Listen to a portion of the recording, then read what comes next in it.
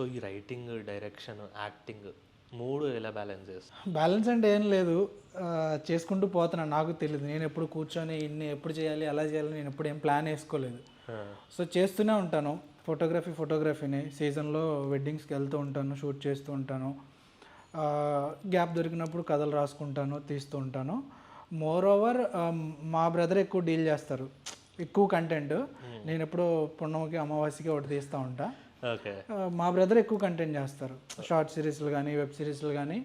Mostly తనే ఎక్కువ acting కాదు, మెయిన్ రైటింగ్కి తను ఎక్కువ అనమాట. రాఘవ అయితే మీరే కనిపించారు ఎక్కువ. యాక్టింగ్ అంటే నేనే. సో రాఘవ తను ఎక్కువ రాస్తారు. నేను ఒక 3 monthsకో 4 monthsకో 6 monthsకో నేను ఒక సిరీస్ తీస్తా.